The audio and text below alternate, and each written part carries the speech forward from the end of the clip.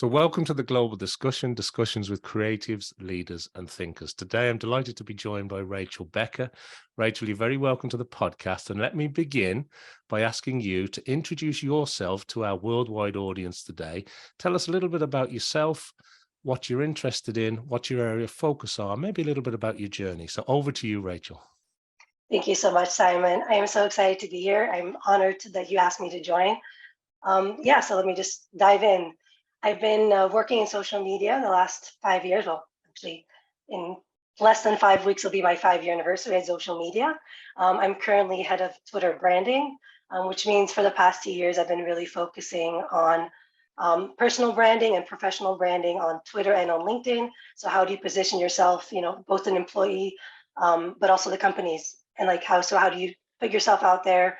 What should you be sharing? What should you not maybe be sharing? But mostly, what should you be sharing? Everything is content in the right context and the way however you put it on social media. So yes, so my focus is on LinkedIn and Twitter nowadays, but I started off as a social media account manager. So really I've seen it all and I've learned a lot in the past almost 5 years from both my boss and my managers and people I get to work with every day. So that's really great. So that's a little bit about my career. What I've been doing, I'm really focused on, personal branding, like I said, and bringing people voices out there. And so tell me, Rachel, thank you so much for sharing that. And I suppose Twitter, at the time of recording, it's a hot topic. We've seen Elon Musk, who's known to most people on the planet, take over Twitter. And as somebody who is a head of Twitter branding in your current organization, has that made a fundamental difference? Are you seeing improvements? Have you got any thoughts on that? I do have thoughts. In the beginning, when he took over, I was like, okay, let's kind of see what's going to happen. And I'm still kind of feeling that way, like, let's see what's happening, because there's a lot of stuff happening on Twitter. But, the dust hasn't settled yet. I feel like still there's things are still happening. People are getting fired, unfortunately, which is, that's no fun for nobody to watch. And fortunately, we're seeing a lot of tech layoffs across the board. So that's unfortunate in general. We saw, a big decline of followers, unfortunately, in some accounts, but I also believe that has to do with the bots being taken away. So I think there's a lot of good stuff happening. I think some stuff is not so great. And I'm just kind of waiting to see what else will happen and seeing this dust settle more. Although that might not happen for a while because it's such a, things keep happening. And I think that's also the part of the fun in social media. You have to stay on your toes. Like Twitter's, is definitely keeping everyone on their toes regarding Twitter and what's happening on it. I think there's a lot going on also with the verification and the Blue subscription, and now the price is going up, but is it really worth it? Are people getting the most out of it? I'm not sure. We don't deal so much with the Blue, I deal mostly with organic social media.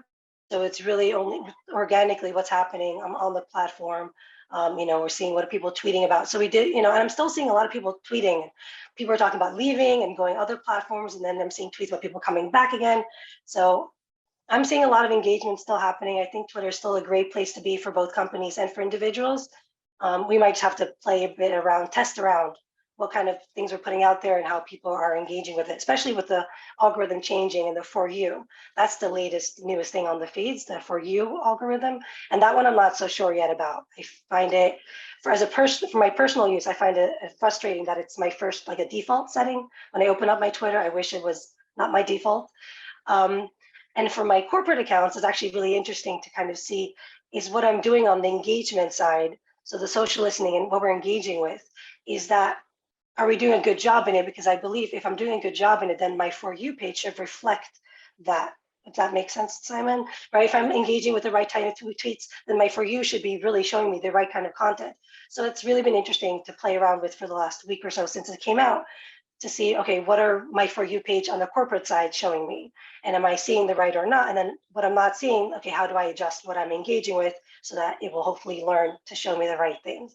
So even though I'm not the biggest fan, I am trying to work with it because I do think we always have to be smart when we work in social media and work with what we have and just test and learn and go, keep going.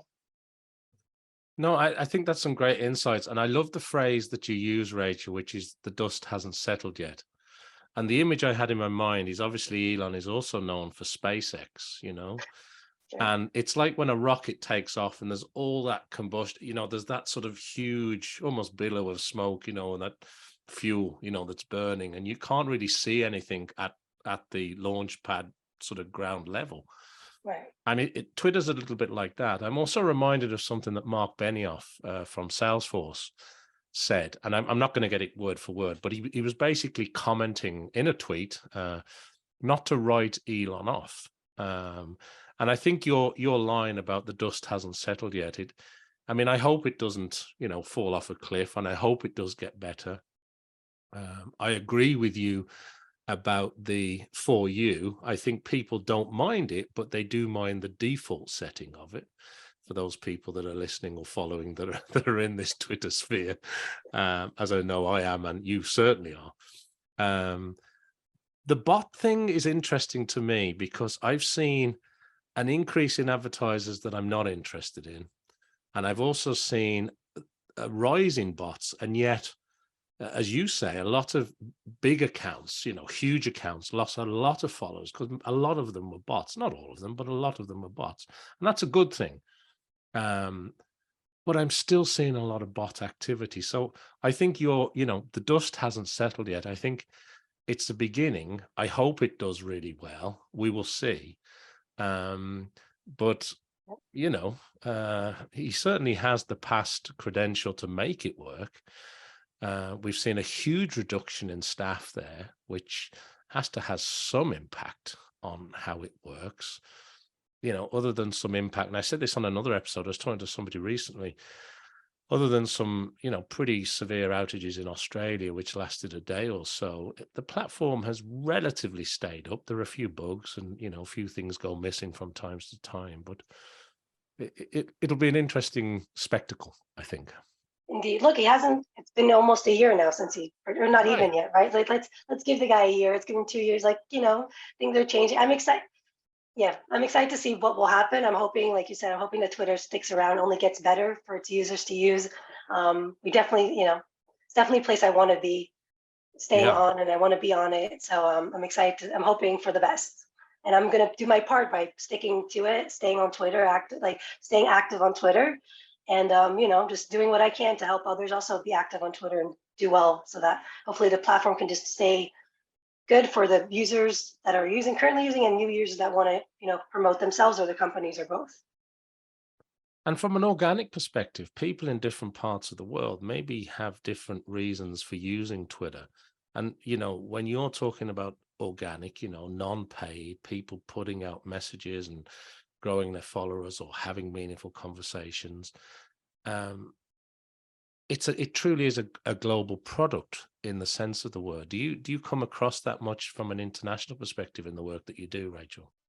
I do. Yeah, it's great that it's so global. You can reach so many people in so many different areas. And also, even though, we're all in different time zones, and so it doesn't matter if I tweet out my morning tweet, like it might not get seen in the afternoon by the right audience, but then you can just, have the tweet go out again at different times. So from a corporate side, because that's what you asked, right? From the corporate, not from my personal. I definitely think it's really an exciting thing. Like you can really reach your audience across the globe. Um, and because like tweets don't last very long, they last about 18 minutes, as like it's a very short lifespan. And that's sometimes frustrating, but at the same time, that means you can just have a tweet go out again, maybe slightly different formatted, maybe different creative with it, so that it doesn't look necessarily the same to the audience. But we're also assuming that like it's not the same people seeing it constantly on their feed, because it goes so quickly.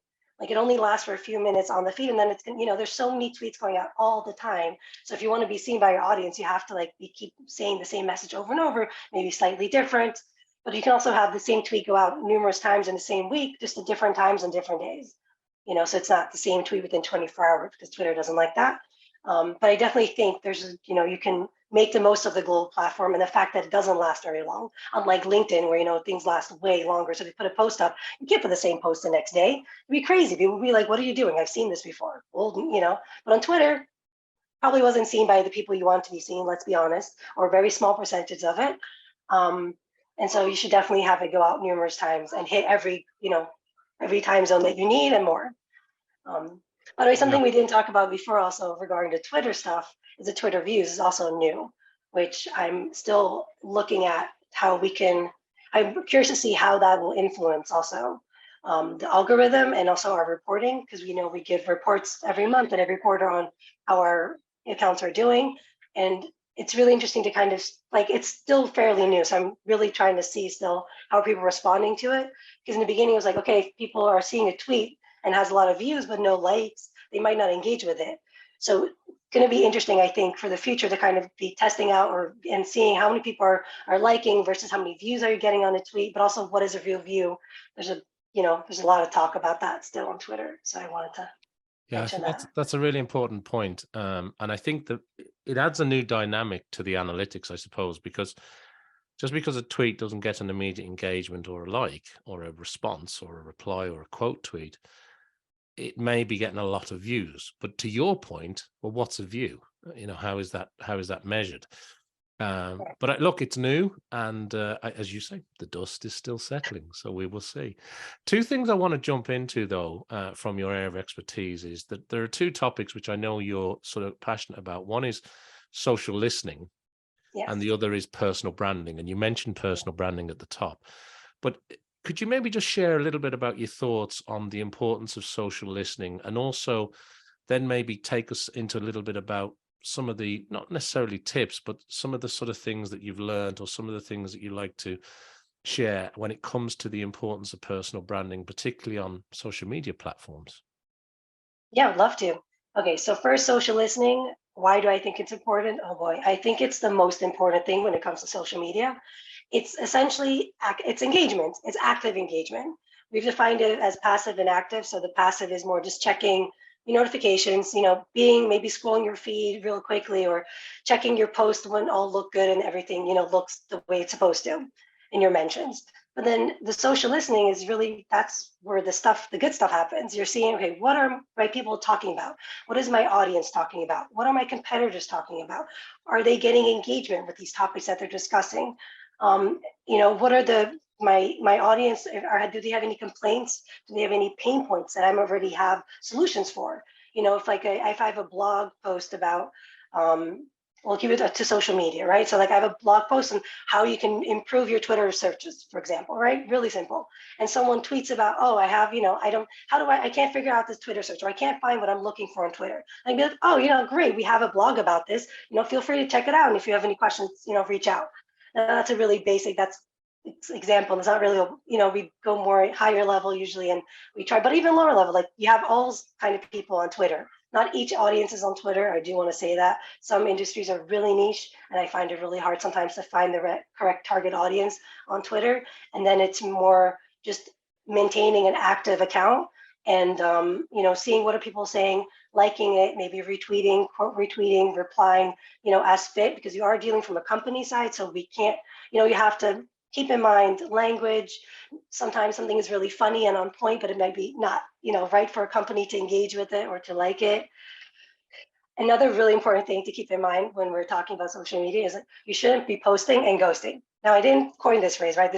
You've heard it before, but I do say this all the time to everyone I work with. We can't post and ghost, and not just people I work with everyone. If you're putting a post out on social media, no matter which platform, if you're not spending some time beforehand engaging with some people and afterwards engaging with the people that are engaging with your post, you're doing it wrong. I'm sorry to say it, but you can't just be putting out a post and leave the platform and just let it sit there. People are liking it. Great, go check out their tweets, for example, or their profile. What are they putting out that you can maybe give a like? And when someone leaves a comment, like reply to the comment. At least get on LinkedIn, at least give it a like, or also on Twitter, like that response. Engage straight away if you can. If you can't engage straight away, make sure that you're daily, if not every day, every other day, schedule time to go into the platform, see who has commented on your post, and then reply and just nurture really that relationship. Because yeah, sometimes people might comment that doesn't seem very valuable or doesn't seem like it adds much to your post, but that sometimes someone's like a little bit flirting with your company or with you as a person. Like people want to be visible to you. It's really easy to become visible through a like. Now it doesn't do much impact, but if they do a little comment, that's a bit more impact. So even when someone might leave a comment that's not like a thank you for sharing, all you can do is say, you're welcome, hope you enjoyed. There's not much of a conversation there, right? You can be like, Rachel, what are you talking about? There's nothing there, but there is. because first of all, you're responding to that person who's commenting to, you like, if you're at a party and someone like says, hey, how you're looking good, and you don't reply, it's really rude, right? And second of all, and this is always so frustrating when I see this, if someone else comes to your post and they see other people have commented and no one has replied to and liked it, makes me so mad. It's just frustrating. It's like, just, give people a little bit of respect back. Like, you're putting something out there, you're sharing your word with the world, and they're saying, hey, I like this, I'm engaging with this. And then don't give them crickets, give them something back. Sorry, I feel really passionate about this. No, So I love that. Don't give them crickets. Yeah. Yeah. yeah, really don't. Like, just engage with your people. And even if they don't seem like the right, they're not your target audience or your target customer, so give them half a minute of your time and then be done and move on. And just, I think that's such an important point, because I think when people get busy on social media, they post, they post, they post. And I think we've all been guilty of posting too much, too often at various times in our different social media activities. But when it comes to that engagement or that getting into the comments, I think the longer you're in social media, maybe it's not a length of time thing, but to me, it feels as though that the comments are where there's an awful lot of value, and it's often overlooked by a lot of people, isn't it? People are busy putting their messages out, but they're not busy actually crafting that relationship further down in the comments. Does that make sense, Rachel? 100%. And you're right, like, completely. And also, the comments are so valuable. First of all, if you leave your own comment, someone who's active, this is the personal branding side, right? When you leave a comment on someone's post, 9 out of 10 times, you can take that comment and make it into a post. Either directly just copy paste, or you tweak it, give a bit more context to it, maybe even refer back to the post you commented on, highlight someone else's work, really tying it all nicely together. But also, yeah, it's just, it's whatever people are talking about in the comments that can really be insightful, and that can give you new ideas for content for your own, yeah. So comments is definitely gold for content for every player. So you touched on personal branding there. So let's just dive into that a Yeah. little bit before we change gears here. So a lot of people get caught up, don't they, in the I must have a lot of followers or it's not important. Now, when it Vanity comes to metrics. personal branding, what sort of advice, or what are your views on the best way to build a personal brand using social media? First, you have to define your goal, and by that I mean, right, we're talking about individuals. So whether, like, do you work at a company, or are you promoting your business? Those are really two different things. I'm an employee, I work in social media, so when I promote myself, I'm promoting me, Rachel, but also, like, I work at social media, so here's what I do, right? And that gives me, I've been working for a while here, so that gives me some credibility. And if you have your own company, you have to, show off your company and who you are. My biggest message is probably to take up space. Okay, I'm going to say that again. Take up space. And I mean literally in every way. Take up space when you write a post. Give yourself the space. Like, give yourself space in post. Now, tweets are like a little short, I know, but it's okay sometimes to give people like a little bit, like, wanting more. Have you ever seen like a post that starts with like maybe only emoji or one word, and they have to do see more on LinkedIn, right? 9 out of 10 times you're going to want to do see more, because it's some, whatever is the first little thing grabs your attention, you're going to see, okay, what's going on there.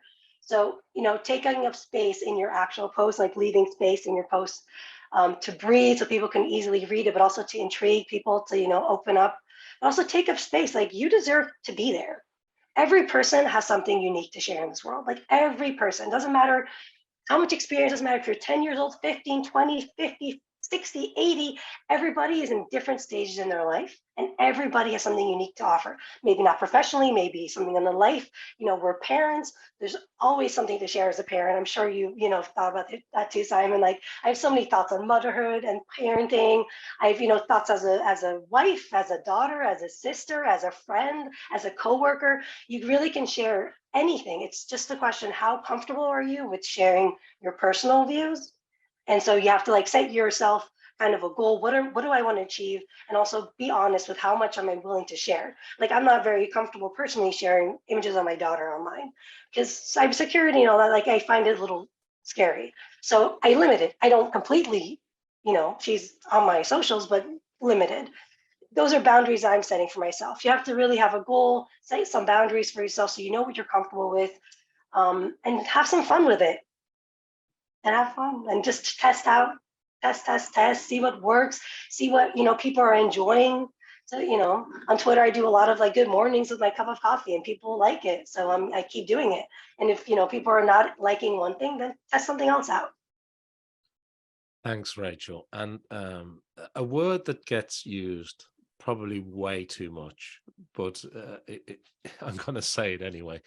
But people talk about being authentic. And there's something, isn't there, about where you show up on social media, you have to be you. And I think that it becomes hard work if, when you see somebody who is not genuine, they're not who they say they are, because you just can't sustain that. So you need to be who you are, and you need to show up as that person.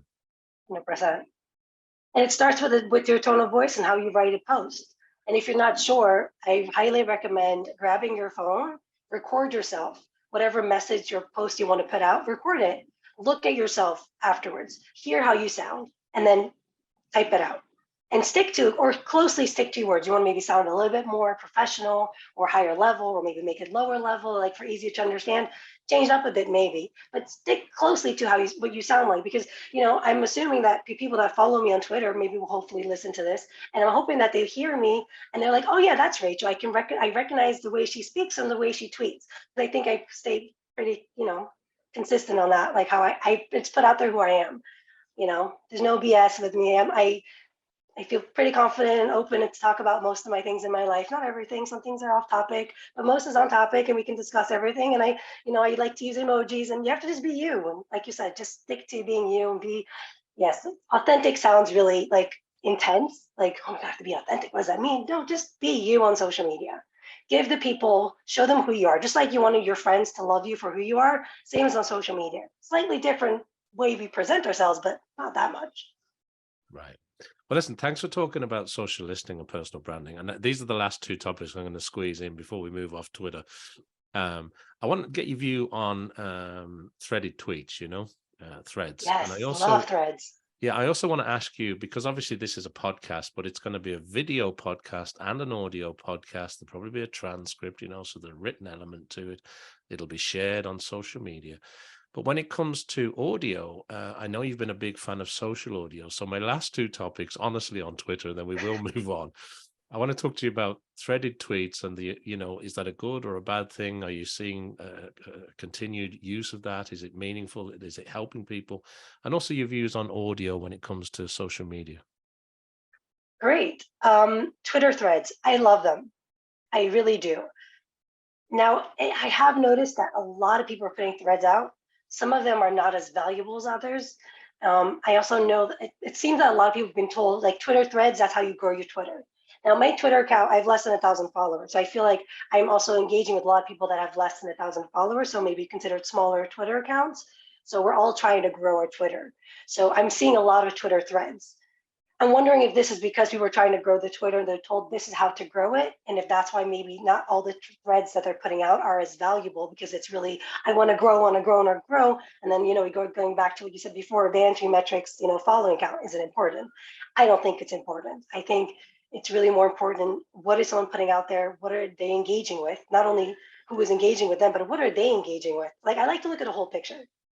So to go back to Twitter threads, I do like them a lot. I like to use them from time to time, but I feel like they're maybe being overused a little bit. I think it's important to keep in mind when you have a Twitter thread that it has to really bring value, and each tweet needs to make sense on their own, but it's like a song that flows, I always say. It has to be a song, like it has to work and it's in a whole thing together, but also each little tweet needs to be its own little verse and work. So yeah, I love them, but just be smart when you create them. Not everything needs to be a thread. Sometimes it can just be multiple tweets, and that's okay too. And what about social audio, Rachel? Yes. Okay. Social audio. I love it. And then when I say social audio, I straight away think about Twitter Spaces, which I love. I never got into Clubhouse because I have an Android, so it wasn't available to me. And by the time it was, Twitter Spaces was out, so it wasn't interesting to me. LinkedIn audio is also cool, but Twitter Spaces has stolen my heart. Unfortunately, I haven't been on that many this year yet, but I plan to do more. it's just a great way. Social audio is just, I see it as this great way for people to connect. Like we're connecting here. Like we would have never have connected in the world before internet.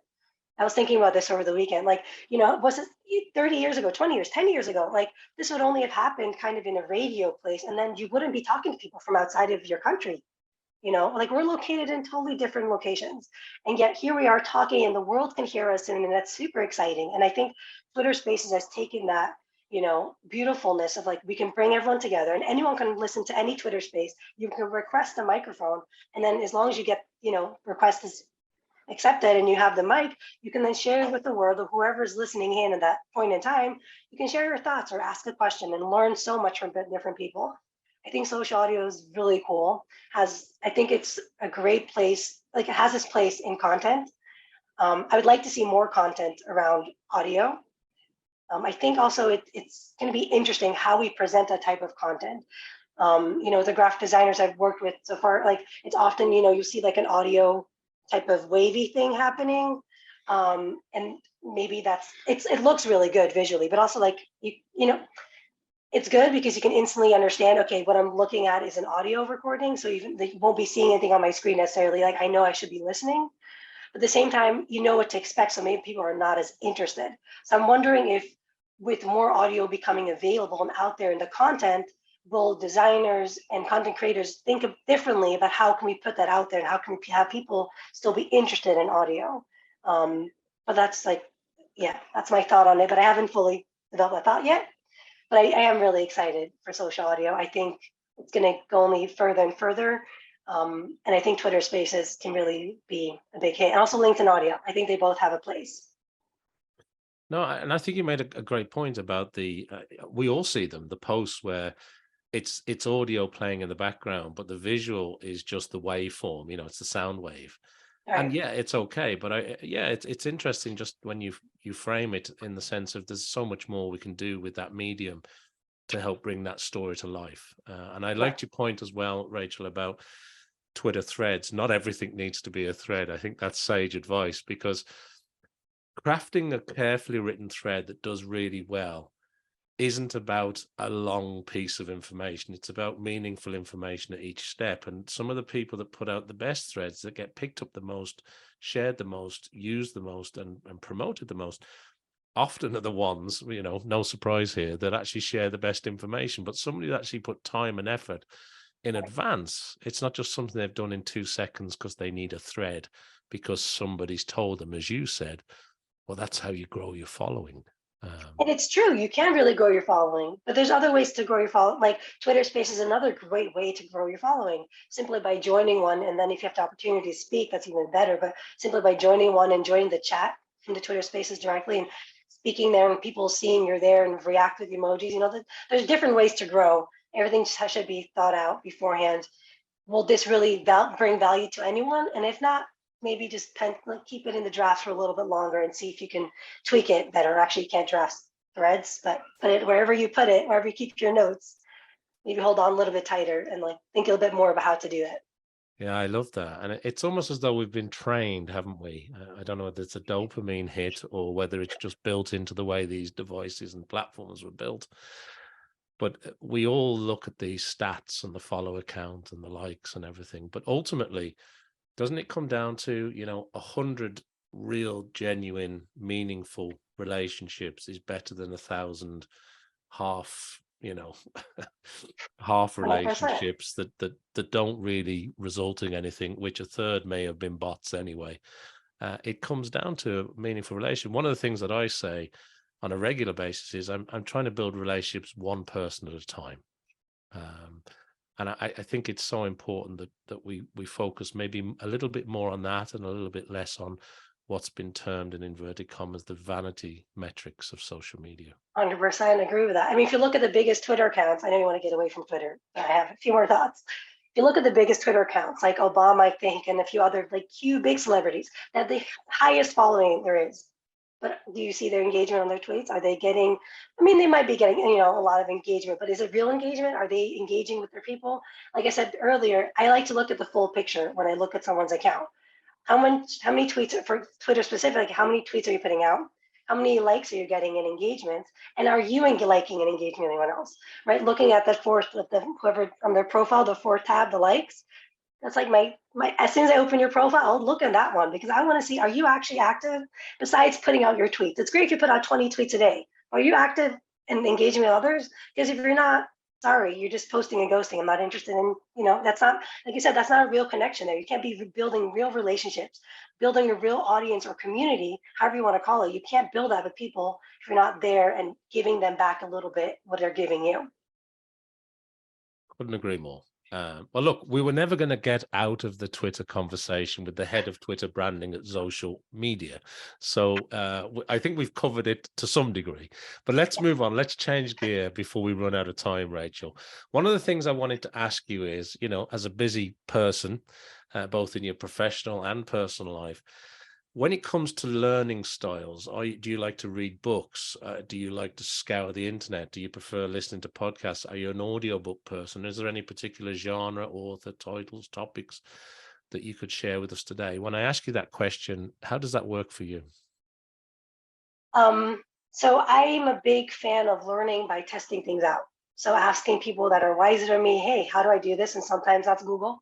I'm finding out, or in YouTube searching, how do I do this? Or, if I know someone in my network, or oftentimes someone will ask Twitter, like, hey, I don't know about this. What do you think of this? So I like to sometimes just be on the internet and ask there and find the answers there, whichever form that comes in. I don't have much time for reading, unfortunately. I'm a mom. I have a 2.5-year-old, so there's no time for reading, unfortunately. When I did like to read, it was really more for fun and science fiction. Orson Scott Cards. I love him, all of his Ender games and all that. So, but that's not really learning. That's for the fun and enjoyment. I love listening to podcasts as well, but I find that when I'm working, I can't really tune into podcasts properly because then I can't. My work needs me to be focused. Not like focus, but you need to be focused. You need to be reading what you're looking at. So I can't do usually two things at once like that. But I do enjoy podcasts also for personal growth. So how to improve myself as a human being, as a mom, and all that. What I want to ask you next is, throughout your career to date and the journey that you're on, you must have come across people that you admire, people who've inspired you, or people that's just helped you along the way. When I ask you that question, what springs to mind? Oh, for sure. I mean, I came into social media, like I got my job through my sister. So, she helped me to get this. Was amazing. And then obviously my boss has taught me so much in the past few years, Zoe Berman. She is, she knows her stuff. She's been doing this for a super long time, way longer than I have. So I've learned a lot from her. And when I started, I was like maybe the fourth or fifth hire. So we're a very small team. By now we're like 30 people. It's a lot bigger. When we started off, it was a way smaller team. So there's a lot more time to be one-on-one with the boss and really gain a lot of insights and to sit down on meetings and to hear what she has to, to say, to share. So I learned a lot for sure over the years. I think the biggest lesson that I've taken away from my boss, from Zoe, is to manage expectations. And this is something that I also use in my personal life, but definitely in my professional life, to manage people's expectations, no matter who you're dealing with. Always, just have to manage people's expectations. Someone asks you to do something, whenever that timeline is that you can do it, even if, they want it right away and you can't deliver it right away, you got whatever is going on. Just let them know. Unfortunately, unfortunately, I cannot do this today, but I will take care of it this and that point, and I will get back to you then, right? And remind people. And sometimes it's really frustrating because it's like, well, why do I have to always manage people? If you don't manage them, they're going to be managing you. And nobody wants that because that's just, people chasing you like, oh, when is this getting done? When is this getting done? Nobody needs that in their lives. That just bring you extra stress. So if you manage other people, then the stress, it won't be on you in that way, and it will just make your life a lot easier. Well, that sounds like great advice. And in addition to that advice, is there anything else that you've learned along the way that's really stayed with you that you think, look, I'm so glad I also learned that? Or, maybe it's one of those things where you say, oh, I wish I'd have known that earlier. Or do you find yourself sharing a particular type of information with people through your work or in your personal life that you think would be helpful for our audience to hear? I think it's helpful to remember that social media first off, is not real, but it is real. So people put out there, we say we should be authentic and you should be real, but let's be honest, what you're seeing on Instagram, it's probably not all real. Or even like the LinkedIn post or a Twitter, like tweets on Twitter, or it might be real, but it's only showing you a percentage of someone's life. There's always more going on, and there's always more to the story, and there's always another person's side to the story. And to really kind of take everything that you see with a grain of salt. And everyone else's success stories doesn't mean that your success won't come. So, like, keep in mind when you're looking and reading on social media, don't let it discourage you, is I guess what I want to say. Don't let it discourage you, because someone else's path doesn't stand in the way of your own path of growth and what you can achieve. So, and social media can be, like it's tricky. Like, I was a teenager when it came out. I was like 16 when I got Facebook. And it's, I feel like it really made it kind of mold, it's for the teenagers like me that in the 90s babies and the 2000s that came out, that grew up with social media differently than people before us and the kids now, right? It's totally different how we all see social media. I think it's really important to keep in mind that whenever you see like this young child on social media, because there's like 15-year-olds are making like thousands of dollars. I'm like, how and what are you doing? And then I have to remember, right, they may not have a kid that needs their, attention at all times. They may not have a parent that needs, their attention all the time. We're all in different stages in life, and we all have our different paths to walk. And I think it's important to remember that social media is a great tool, and it can really help you propel yourself and your personal brand and your professional and your career. It can help everything. It can help your business grow, as long as you're honest and open about it, what it is. And also just don't take everything too seriously. And same if you see a post that you really dislike and you want to write a hateful comment, just don't. Just keep scrolling. Not everything needs, negativity. Keep it positive. Yeah, I think you've made two great points there, actually. Not everything needs a response, for sure. Just let it go. And yeah, we were talking earlier, weren't we, about sort of, showing up and being the genuine you. But you make such a good point. You've actually mentioned it a few times as we've been talking. You don't get the whole picture. It's almost just like a glimpse, isn't it? It's just a little segment of somebody's life. And now and again, you'll see a post from somebody that will say, just be kind. You don't know what's going on in somebody else's life, good, bad, or indifferent. And I think that's such an important and valuable piece of advice. So thank you, Rachel. Thank you. The other thing I want to ask you about is, as you plan forward, obviously in the world of social media, you have to plan. And it was interesting when you're talking about when you're working, you really have to focus. And I love that idea of focus work. And it's like when people have said, well, when you've got something really important to do, where's the best place to do it? And it's normally not when you're around other people or when there's other distractions, or if you're in an office. It's normally, unfortunately, it's not a great word, but it's that solitude. It's having to be able to focus. But when you look forward and you're planning your sort of next 3 months, 6 months, 12 months, what does that look like for you? What's taking up your mental capacity? What are you focused on from a personal and business perspective? What are you hoping to achieve over the next 3, 6, 12 months? Wow, what a good question. Intense, because setting goals is really intense, I find. Accountability and saying I'm going to do this and then sticking to it. I've said to myself that 23 is going to be the year that I say yes to all opportunities, no matter how much they terrify me. So hence your message came to me on the 1st of January, 23. And I was like, oh my God, that's amazing. And I'm terrified, but I'm going to have to say yes because I said I'm going to do it this year. So my goal is to continue with that and saying yes to all opportunities on a personal level. I'm hoping to do a lot more social audio. So either podcast or in Twitter spaces. I really want to going back to being like regularly on Twitter spaces, either hosting and joining, just because I feel like there's so much to share and there's so much to say, and both on the social media, but also on the personal side, just, like being kind to another, or, find out what other parents are struggling with and just supporting one another. I think there's a big disconnect with internet. Like we all feel disconnected, and at the same time, the internet can bring us together to feel connected, even with strangers. So that's something I feel passionate about, and I want everyone, to feel good, and I want to cheer everyone on. So that's kind of on my personal side.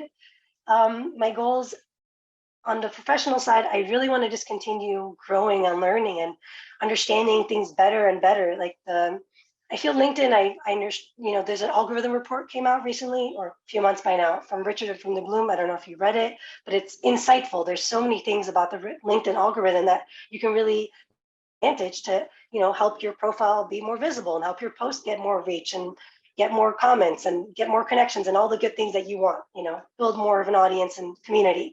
But I haven't found one for Twitter yet. So like I'm still struggling to figure out Twitter's algorithm and playing around. So I'm really hoping in the next 3, 6, 12 months to play around, test things out, see what works well. And also obviously it's always changing, like the For You now came out and the View. So keep testing things out and keep trying things out and see what works. Also on Twitter, I'm playing with not using hashtags versus using hashtags on for the companies that we manage, to see, because we're seeing a decline in hashtags being used. So how does that actually work? From a company as well, from a personal side. So that's somewhat I'm playing with as well, but I'll have to test it out and see how it goes. Well, either way, I think Elon Musk will certainly keep you busy this year, Rachel. You'll have an awful lot For sure. to keep on top of there. Yeah, For sure. We'll see what he throws out next. Who knows? exactly. Well, look, that's lovely. And before we wrap up, I've just got one final thing I want to ask you. And that is there any area that we haven't discussed that you want to share with our audience? But also importantly as well, if people want to reach out, find out more about the work that you do or to connect, where's the best place to send people to online, Rachel? That's a great question. Okay, so what's something we didn't discuss, but I would like people to know. I feel like we actually did really cover everything because I got to say take up space and you have to be conscious on social media, but also like put yourself out there. And I think that's just kind of what I feel really passionate about.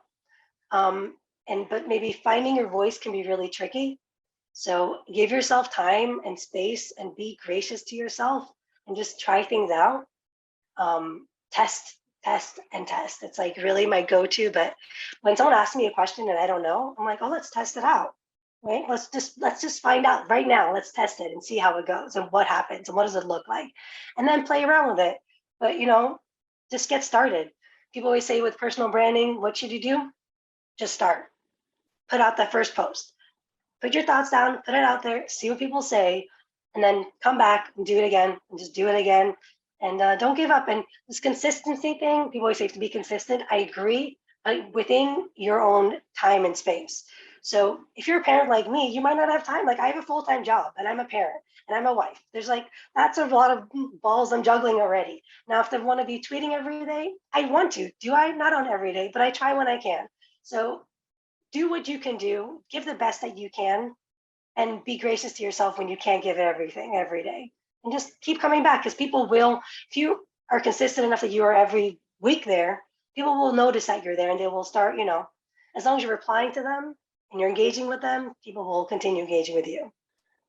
So thank you so much for giving me this opportunity, Simon. If you want to find me, please connect with me on Twitter and on LinkedIn, Rachel Becker. It's a really common name. So my background is bright pink. So if you see a bright pink background and I'm wearing a headscarf and it's yellowish. So if you see that, it's going to be me. Feel free to follow, connect, send me questions if you have, whatever you want. I'm here. I'm always happy to answer any questions. And thank you so much, Simon. Again, I'm truly honored to be here and speaking with you and the audience today. And I'm just really excited for what social audio has to bring. And I'm thankful to be part of it.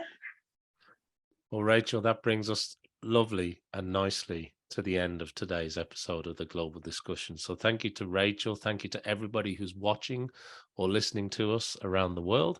Make sure you like, follow, subscribe, do all the things we need you to do to help support this podcast. And I hope you join me back here for more discussions with creatives, leaders, and thinkers. So thank you, Rachel. It's been wonderful to catch up with you again today. Thank you.